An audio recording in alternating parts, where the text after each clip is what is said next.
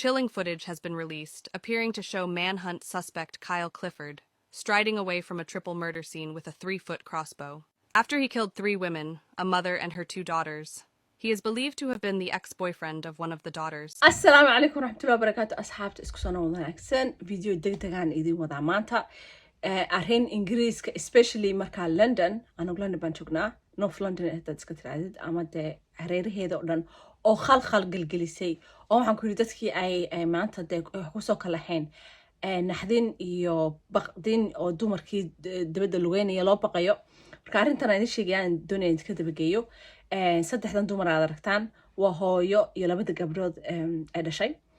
nin baa xalayto wuxuu ku dilay waxa la yiraahdo crossbow I don't know sawirka arkaysa ka san idin dhigaya xaafadoodii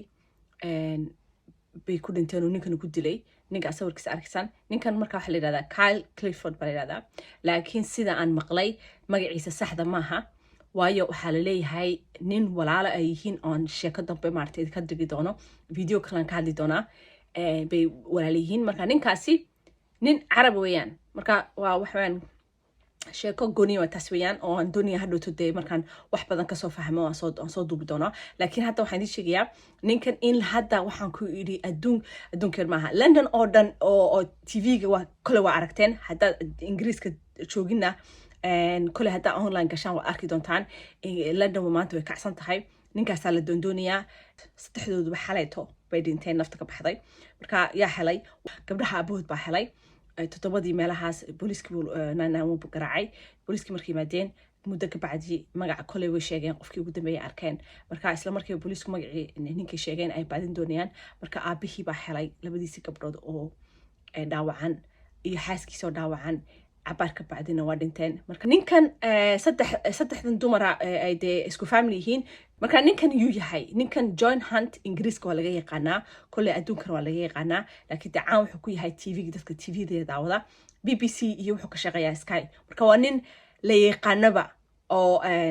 dee labada gabdhood dhalay waxa la yiraahdaa John Hunt baa la yiraahdaa John Hunt family-giisa dumar I don't know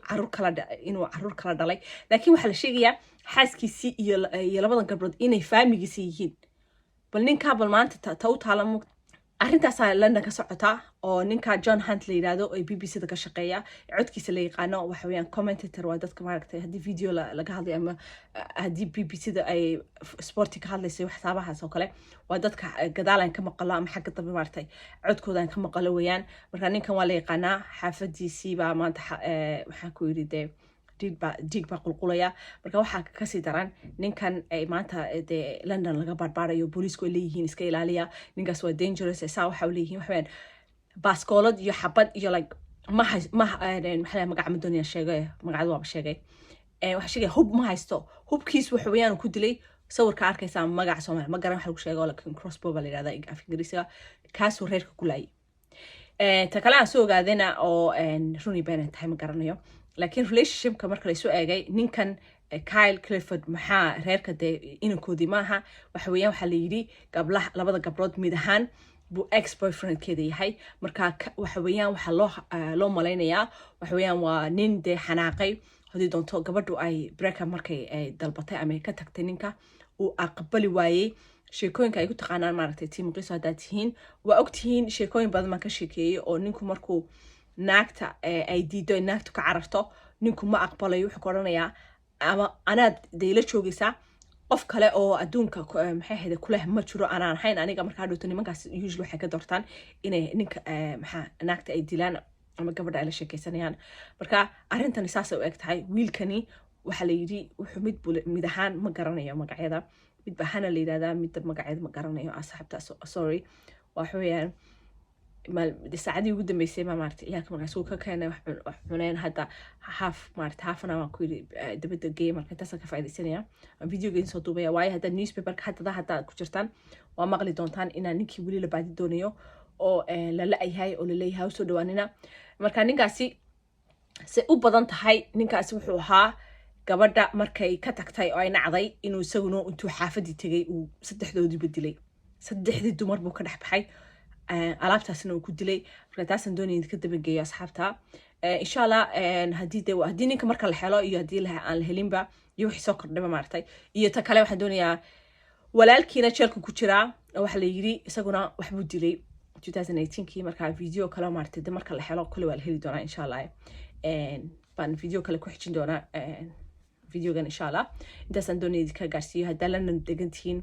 infield bay sheekadan ka dhacday North London hadda meelaha degantiin is ilaaliya you never know maxay heeday haduu doono ninkaasi ama mi waalan yahay ma daroogu qaatay I don't know wuxuu lama garanayo laakiin ninkani wali wuxuu lugaynayaa magaalada London marka idinkuna caruurta hawada inkastoo ay xun tahay maaragtay laakiin hadana aparkii meelahaas iyo dadku meelahaas uu doono ku dhuman karaa guriyo agtiina haduu doono ag mari karaa haduu doono wuxuu damacsan yahay inuu qaar kale dilo waayo wuxuu og yahay noloshiisa inay dhamaatay nin kale maaragtay ma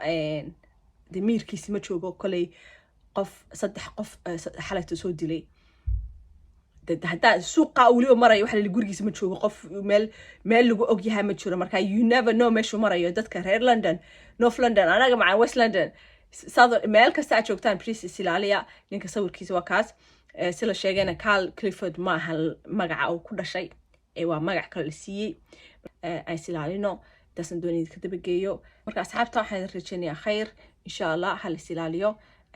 waxaan oo kale leeyahay Martino ma keeno insha Allah marka asaayo nabad gale asxaabta video kale isku arki doonaa assalamu alaykum